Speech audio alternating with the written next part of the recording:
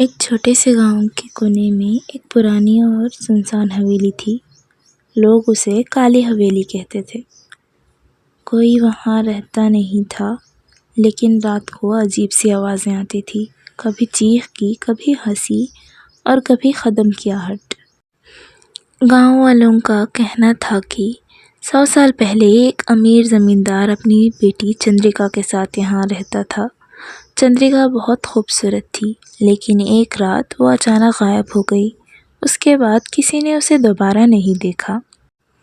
अरुण, एक college student जो भूत प्रेत की बातों पे कभी विश्वास नहीं करता था, छुट्टियों में गांव आया। कहानियाँ सुन के उसने डिसाइड किया कि वो हवेली जाकर असली राज को पता करेगा। रात के 12 बजे टॉर्च और कैमरा लेकर अरुण हवेली में घुस गया। अंदर जाते ही ठंडी हवा, सीलिंग की बदबू और दरवाज़ों का चरमराना, ये सब देखकर उसकी दिल की धड़कन बढ़ने लग गई। जब वो हवेली के बीच वाले हॉल में पहुंचा, उसने टॉर्च ऑन की, लेकिन वो अचानक बंद हो गई। पीछे से आवाज़ आई, पायल की छन छन छन। अरुण पलटा, लेकिन वहाँ कोई नहीं था। फिर एक पुरानी पेंटिंग हिली। पेंटिंग एक लड़की थी, चंद्रिका। धीरे धीरे उसकी आंखों से लाल आंसू टपकने लगे। अरुण का खून जम गया। टॉर्च दोबारा ऑन की तो पेंटिंग गायब थी, लेकिन ज़मीन पर गीले पैरों के निशान बने थे, जो सीधा हवेली के तहखाने तक जा रहे थे। हिम्मत करके अरुण इन निशानों के पीछे पीछे तहखाने तक पहुंच गया। दरवाज़ा खुद ही खुल गया। अंदर एक पुरानी लकड़ी का बक्सा पड़ा था। उसने खोला। अंदर एक लाल दुपट्टा और एक चिट्ठी मिली। चिट्ठी में लिखा था, मेरी मौत का बदला लेना। जिसने मुझे धोखा दिया, उसका नाम इस हवेली की दीवारों में छुपा है। अचानक तेज़ हवा चलने लगी और पीछे से पायल की आवाज़ और तेज़ हो गई। अरुण ने घबराकर मुड़कर देखा। सामने एक लड़की खड़ी थी, सफ़ेद कपड़ों में। उसके बाल लंबे घने ज़मीन पर गिर रहे थे और आंखें लाल आग की तरह चमक रही थी। उसने धीमी आवाज़ से कहा, क्या तुम मेरी मदद करोगे? अरुण के सामने जो लड़की खड़ी थी, वो सफ़ेद कपड़ों में लाल आंखों के साथ उसे बार बार एक ही बात कह रही थी, क्या तुम मेरी मदद करोगे? अरुण का गला सूख गया, लेकिन उसने हिम्मत जुटाकर हाँ बोल दिया। हाँ, लेकिन मुझे सच पता करना होगा। उस लड़की का चेहरा धुंधला सा हो गया और वो हवा में घुल गई, लेकिन जाने से पहले उसने बस एक शब्द कहा, दीवार। अगली सुबह अरुण वापस हवेली में आया। उसने तहखाने की दीवारों को ध्यान से देखा। एक जगह प्लास्टर थोड़ा अलग था। उसने हथौड़ा उठाया और दीवार तोड़ना शुरू किया। अंदर एक छोटा आयरन बॉक्स निकला। बॉक्स खोल के उसने जो देखा, उससे उसके होश उड़ गए। अंदर एक ज्वेलरी सेट और एक लेटर था। लेटर में लिखा था, मेरी बेटी चंद्रिका से मोहब्बत का नाटक करके मुझे धोखा दिया गया। उस रात उसने मुझे ज़बरदस्ती से शादी के लिए हाँ करने को कहा। मैंने मना कर दिया और उसने मुझे मार दिया। मेरी लाश इस हवेली के अंदर छुपी है। चिट्ठी के नीचे विक्रम सिंह लिखा था। अरुण ने गांव के पुराने रिकॉर्ड्स चेक किए। पता चला कि विक्रम सिंह एक ज़मींदार का रिश्तेदार था। उसने चंद्रिका से शादी करने की बहुत कोशिश की थी, लेकिन उसके बाप के मना करने के बाद उसने उसे मार दिया और राज छुपा दिया। उसके बाद से हवेली बंद हो गई। रात को फिर अरुण हवेली में आया। ज़ोर से बोला, चंद्रिका, मैंने तुम्हारे कत्ल का सच जान लिया और उसका नाम विक्रम सिंह था। हवेली की दीवारें कांपने लगी। चंद्रिका की आत्मा सामने आई। इस बार उसकी आंखों में आंसू थे, गुस्सा नहीं। उसने कहा, मुझे इंसाफ मिल गया, अब मैं आज़ाद हूँ। और धीरे धीरे उसकी आत्मा हवा में घुल गई और हवेली से गायब हो गई। उस दिन के बाद काली हवेली से आवाज़ें आना बंद हो गईं। गांव वाले कहते थे अब वहाँ शांति है, लेकिन कुछ लोगों का कहना था कभी कभी रात को वो लाल दुपट्टा हवा में उड़ता हुआ दिखाई देता है, जैसे चंद्रिका अभी भी अपनी कहानी सुनाने आती हो। चंद्रिका की आत्मा को अब शांति मिल गई थी। हवेली अब चुप थी, लेकिन अरुण के अंदर एक अजीब सा खालीपन रह गया। उसके दिमाग में एक ही सवाल घूम रहा था, अगर राज सिर्फ इतना ही था तो हवेली में अब तक इतनी ताकतवर भूतियापा क्यों था। एक हफ्ते बाद अरुण अपने हॉस्टल वापस लौट गया। रात को जब वो अपना बैग खोल रहा था, उसने देखा उसके बैग में वही लाल दुपट्टा पड़ा हुआ था जो उसने हवेली के तहखाने में देखा था। वो शॉक हो गया, ये मेरे बैग में कैसे आया। उस दुपट्टे को अनफोल्ड करके अंदर जो देखा उसने तो एक पुरानी डायरी थी। डायरी चंद्रिका की थी। उसमें लिखा था, मैं विक्रम से डरती हूँ, लेकिन मुझे सबसे ज़्यादा डर उनसे है जो मेरे अपने हैं। उन्होंने भी मुझे धोखा दिया। अरुण का दिमाग जैसे घूम गया। मतलब चंद्रिका का कातिल सिर्फ विक्रम सिंह नहीं, कोई और भी शामिल था। अरुण दोबारा गांव वापस आ गया और रात को हवेली पहुंच गया। हवेली वापस से अजीब तरह से ज़िंदा लग रही थी। हवाएं तेज़, दरवाज़ा अपने आप बंद हो गया और वहाँ फिर से पायल की आहट सुनाई देने लगी। तहखाने में जाकर उसने डायरी का आखिरी पन्ना खोला। उसमें लिखा था, अगर मैं मर गई तो समझ लेना मेरे पिता ने भी विक्रम का साथ दिया। अरुण का खून जैसे जम गया। चंद्रिका के पिता खुद भी राज में शामिल थे। जैसे ही उसने ये लाइन पढ़ी, हवेली का पूरा हॉल अंधेरे में डूब गया। दीवारों से खून झलकने लगा और चंद्रिका की आत्मा फिर से सामने आ गई, लेकिन इस बार उसका चेहरा गुस्से से भरा था। उसने चिल्लाकर कहा, अरुण, तुमने सिर्फ मुझे आधा सच सुनाया। अब पूरा सच तुम्हें अपनी जान देकर चुकाना होगा। अरुण घबराकर बोला, नहीं, मैं तुम्हारी मदद करने आया हूँ। लेकिन उस पल उसके पैरों के नीचे ज़मीन हिल गई और वो सीधा हवेली के नीचे एक गुप्त सुरंग में गिर गया। सुरंग के अंदर अंधेरा था और उस अंधेरे में उसने एक आवाज़ सुनी, अरुण, मैं तुम्हारा ही इंतज़ार कर रहा था। अरुण सुरंग के अंदर जा गिरा था। अंधेरा इतना घना था कि उसकी टॉर्च भी कम लग रही थी। तभी एक ठंडी हवा उसके कान के पास से गुजरी और आवाज़ आई, अरुण, मैं तुम्हारा ही इंतज़ार कर रहा था। अरुण ने देखा, एक भूतिया सा साया सामने खड़ा था। उसकी आंखों में आग थी और चेहरे पर एक भयानक मुस्कान। वो था चंद्रिका के पिता की आत्मा। वो आत्मा गरजदार आवाज़ में बोली, चंद्रिका मुझे बदनाम करती है। सच ये है, मैंने उसे खुद अपने हाथों से मार दिया था, क्योंकि उसने मेरी इज्जत को तोड़ने की कोशिश की। उसकी रूह झूठ बोल रही है। अरुण के होश उड़ गए। मतलब आपने अपनी बेटी को ही? हाँ, और उसका बदला लेने के लिए कोई नहीं आएगा। मैं हमेशा इस हवेली का मालिक रहूँगा।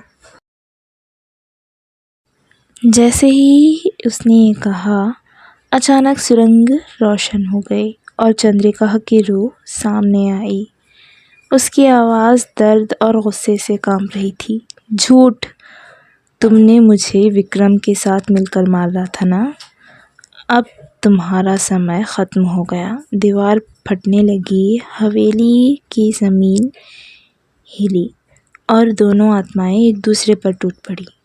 अरुण दोनों के बीच फंस गया था। एक तरफ पिता की शैतानी आत्मा, दूसरी तरफ चंद्रिका की बदला लेने वाली रूह। अरुण ने ज़ोर से चिल्लाकर कहा, बस, सच क्या है मुझे बताओ। तो तभी चंद्रिका ने उसे देखा और कहा, अरुण इस दुपट्टे को जला दो, इसमें मेरे खून का दाग है। यही मेरी रूह को आज़ादी देगा और मेरे पिता की शक्ति को ख़त्म कर देगा। अरुण ने दुपट्टा उठाया, माच बॉक्स निकाली और आग लगा दी। जैसे ही दुपट्टा जला, एक तेज़ आग की लिपटें पूरी हवेली में फैल गईं। चंद्रिका की रूह एक रोशनी में बदल गई और आसमान की तरफ चली गई। उसके पिता की आत्मा चीखते हुए अंधेरे में विलुप्त हो गई। हवेली धीरे धीरे खुद गिरने लगी। अरुण भागकर बाहर निकल आया। सुबह तक हवेली सिर्फ राख बन गई। गांव वाले हैरान थे। जो हवेली सदियों से खड़ी थी, वो एक रात में ही कैसे मिट्टी में मिल गई। अरुण चुप था, लेकिन उसके दिल पे एक अजीब सी शांति थी। उसने चंद्रिका को इंसाफ दिलाया था, लेकिन एक छोटी सी बात उसे परेशान करती रही। उस रात जब वो दुपट्टा जला रहा था, उसने एक आवाज़ सुनी थी, एक हंसी जो किसी बच्चे की लग रही थी। अरुण ने सोचा सब कुछ ख़त्म हो गया, हवेली जल गई थी, चंद्रिका को इंसाफ मिल गया था। लेकिन उस बच्चे की हल्की सी हंसी उसके दिमाग से नहीं जा रही थी। एक रात हॉस्टल में सोते वक्त उसने वही आवाज़ फिर से सुनी। अरुण ने डर के मारे आंखें खोल दी। सामने एक छोटी सी बच्ची खड़ी थी, सफ़ेद फ्रॉक में, हाथ में एक पुरानी सी लालटेन थी। उसने मासूम सी आवाज़ में कहा, भैया खेलोगे ना मेरे साथ? अरुण का खून जम गया। अगली सुबह अरुण ने डायरी दोबारा पढ़ी। इस बार उसने एक छुपा हुआ पन्ना देखा। उसमें लिखा था, मैं अकेली नहीं हूँ। हवेली की दीवार के अंदर एक मासूम सी लाश भी छुपी है। मेरे पिता ने सिर्फ मुझे ही नहीं, बल्कि एक बच्ची को भी मार दिया था जो सब कुछ देख बैठी थी। अरुण के हाथ कांप गए। मतलब हवेली का श्राप अभी ख़त्म नहीं हुआ था। रात को वो फिर से उस आवाज़ के पीछे करते करते एक पुरानी लाइब्रेरी में जा पहुंचा। लाइब्रेरी की दीवार पर एक छोटी सी तस्वीर लगी थी, जिसमें एक बच्ची और चंद्रिका की साथ बैठने वाली, जिसमें वो दोनों बहुत खुश लग रहे थे। तभी वही बच्ची की आत्मा सामने आई और रोती हुई बोली, दीदी चली गई, मुझे भी आज़ादी चाहिए। अरुण ने पूछा, तुम्हें आज़ादी कैसे मिलेगी? बच्ची ने बोली, मेरी हड्डी अभी उस हवेली में दबी हुई है, मुझे धरती से मुक्ति दिलाओ। अरुण ने गांव वालों की मदद से पुरानी हवेली के राख के नीचे खुदाई करवाई। वहाँ से एक छोटी बच्ची की हड्डियों का ढांचा मिला। अरुण ने प्रॉपर संस्कार करके उसके अंतिम संस्कार किया। जैसे ही अग्नि जलने लगी, उसने देखा कि बच्ची की रूह सामने आई। इस बार उसके चेहरे पे दर्द नहीं, एक प्यारी सी मुस्कान थी। उसने धीरे से कहा, धन्यवाद भैया, और फिर एक चमकदार रोशनी में समा गई। इस बार आवाज़ें सच में ख़त्म हो गई। गांव में दोबारा कभी ये अजीब घटना नहीं हुई। अरुण के दिल में एक सुकून था। उसने सिर्फ चंद्रिका को ही नहीं, बल्कि एक मासूम सी बच्ची को भी इंसाफ दिलाया था। लेकिन उस रात सपने में उसने एक मंज़र देखा। चंद्रिका और वो बच्ची एक बड़े से दरवाजे के सामने खड़ी हैं, और वो दरवाज़ा धीरे धीरे खुल रहा है, जिसमें से दो और अंधेरी परछाइयाँ बाहर आ रही थी। काली हवेली के राज के बाद अर्जुन की ज़िंदगी बदल गई। अब उसके अंदर एक अजीब सा कॉन्फिडेंस आ गया था। गांव वालों ये उसे भूतों का मुक्तिदाता कहने लगे। कुछ ही महीनों के बाद अरुण के पास दूसरे गांवों से, शहरों से लोग मदद मांगने आने लगे। हमारे घर में भी अजीब सी आवाज़ें आती हैं, कृपया हेल्प करो। अरुण ने डिसाइड किया कि अब वो अपनी ज़िंदगी पैरानॉर्मल इन्वेस्टिगेटर बनकर जिएगा। अरुण के पहला केस आया। एक शहर के कोने में एक पुरानी कोठी थी जहाँ पूरा परिवार रहने गया, लेकिन 3 दिन बाद सब पागल जैसे हो गए। जैसे ही अरुण वहाँ गया तो उसने देखा कि रात को कोठी की दीवार पर खून से लिखा हुआ था, मुझे ज़िंदा जलाया गया था। और घर के अंदर से आती थी एक औरत की चीख, जो कभी एक कमरे से कभी दूसरे कमरे तक सुनाई देती थी। इन्वेस्टिगेशन के दौरान अरुण को पता चला इस कोठी में 1940 के आसपास एक औरत को जादू टोना के नाम पे ज़िंदा जला दिया गया था। रात को जब अरुण कैमरा सेट करके प्रूफ कलेक्ट कर रहा था, तभी उसने पहली बार एक शैडो देखा, एक अंधेरा इंसान जिसका चेहरा कभी दिखाई नहीं देता था, सिर्फ आंखें चमकती थी। वो सीधा अरुण के पास आया और चिल्लाकर बोला, तेरे काम से ज़्यादा मत घुस, वरना तू भी यहीं चल जाएगा। अरुण समझ गया कि ये केस सिंपल भूत का नहीं, बल्कि कोई कर्स है जो पूरा शहर तबाह कर सकता था। उसने एक पंडित और एक मॉडर्न साइंटिस्ट को अपनी टीम में शामिल किया। पंडित ने कहा, ये सिर्फ आत्मा नहीं, ये एक राक्षसी शक्ति है जो इंसानों को दुख से जीतती है। साइंटिस्ट ने भी कंफर्म किया कि घर के अंदर एबनॉर्मल EMF एनर्जी फील्ड है, मतलब कुछ अननेचुरल ज़रूर है। अरुण ने कोठी की एक रिचुअल किया ताकि श्राप तोड़ सके। जैसे ही रिचुअल पूरा होने वाला था, शैडो फिर से सामने आया। इस बार उसका चेहरा भी दिख गया और अरुण शॉक होते हुए कहने लगा, वो विक्रम सिंह की रूह थी जो काली हवेली में मर चुकी थी। विक्रम की आत्मा गरज कर बोली, तूने क्या समझा अरुण? तू सोचता है मुझे मिटा दिया, लेकिन मैं लौट आया हूँ। इस बार तू मुझे रोक नहीं पाएगा। कोठी का दरवाज़ा बंद हो गया और सब अंधेरा हो गया। जब देखा अरुण ने कि ये काला साया कोई और नहीं विक्रम सिंह की रूह थी, उसके पैर जम गए। विक्रम फिर गरज कर बोला, चंद्रिका को आज़ादी मिल गई, लेकिन मेरा श्राप अभी भी जिंदा है। मैं तुम्हें अपना गुलाम बनाऊंगा। अरुण ने हिम्मत जोड़ी। उसने डायरी का एक पन्ना निकाला जो उसने बचाया था। उसमें चंद्रिका का लिखा था, जो भी विक्रम की रूह से लड़े उसका नाम जला दो, तभी उसकी शक्ति खत्म होगी। अरुण ने तुरंत विक्रम सिंह का नाम एक कागज़ पर लिखा और पंडित के दिए घी के दिए में उस कागज़ को जला दिया। जैसे ही कागज़ आग से खाक हुआ, विक्रम की रूह चीखने लगी, नहीं, ये नहीं हो सकता। उसका साया फिर टूट टूट कर हवा में बिखरने लगा। पूरी कोठी का अंधेरा ख़त्म हो गया और पहली बार अरुण ने देखा चंद्रिका और उस बच्ची की रूह दोनों एक रोशनी के द्वार से गुजरकर हमेशा के लिए मुक्ति पा गए। सब कुछ नॉर्मल हो गया, ना हवेली, ना कोठी, ना कोई श्राप। अरुण वापस अपनी ज़िंदगी जीने लगा।